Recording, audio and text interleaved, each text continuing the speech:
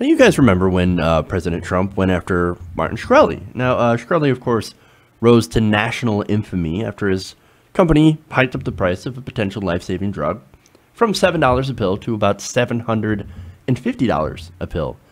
That's an amazing, not amazing in a good way, but an amazing level of price hike. Okay, I said that completely wrong, but you guys get what I'm saying.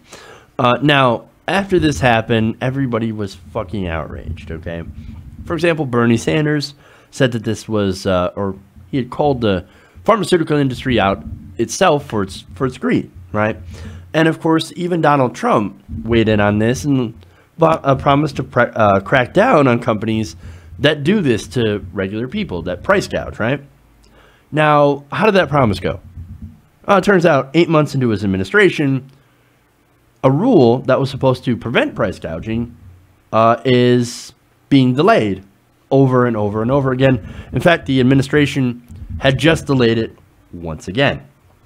According to The Hill, the Trump administration last week decided to delay the implementation of a rule under the ACA meant to punish drug companies for engaging in price gouging. Now, this is, of course, the HHS, right? It's reported that on Thursday had logged the delay quietly of the rollout of the rule into the Federal Register. Now, the rule was initially set to go into effect on Sunday, but has been pushed back to next July. So let me explain that in case that wasn't clear. So the HHS has to log whether or not they're putting rules into effect or whether or not these rules have been delayed.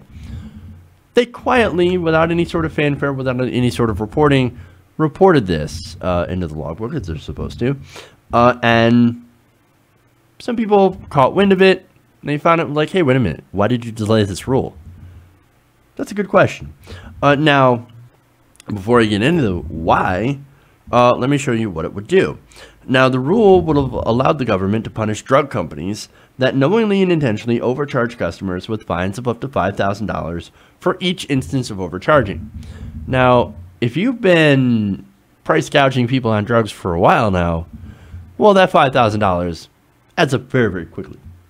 So, Now, in delaying the rule, the HHS said it wanted to give drug companies sufficient time to implement the necessary changes.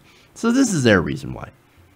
HHS continues to believe that the delay of the effective date provides regulated entities sufficient time to implement the requirements of the rule, as well as allowing a more deliberate process of considering alternative and supplementary regulatory provisions, and to allow for sufficient time for additional rulemaking, according to a spokesman talking to Mike.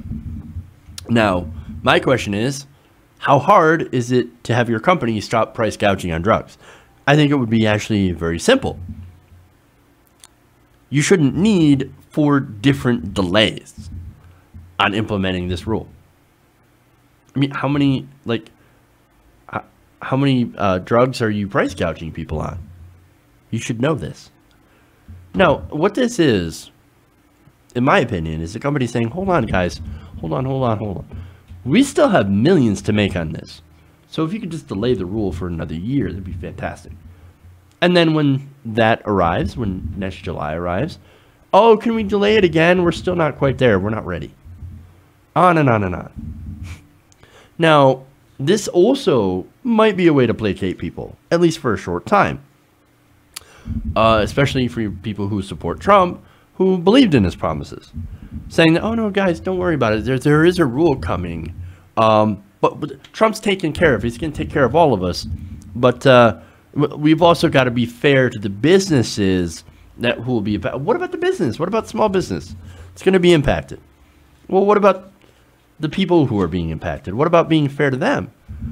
I mean, these people are sometimes paying hundreds more for the drugs that they need. And what about them? I would love to see people care as much about actual people as they do about the profits of giant multinational corporations. Look, this is an example, I think, of how much of an impact industry lobbying has on the government. Again, 4 times they've delayed this rule. 4 different times. All while these companies continue to make millions off price gouging. You know what would put a stop to this? Allowing the importation of cheaper drugs from Canada, or allowing the government to negotiate cheaper drug prices with the pharmaceutical companies, giving them more power. Maybe you do some of these things, along with making some rules and vigorously enforcing them. Well, if you do that, maybe people will actually start being able to afford prescription drugs. And in my opinion, of course, that is just a start. I would actually prefer going to a single-payer system. But these things are actually easier to do in the meantime.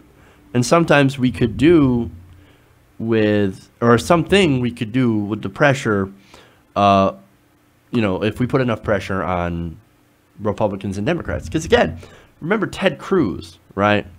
Ted Cruz, Zodiac killer, supposedly, maybe.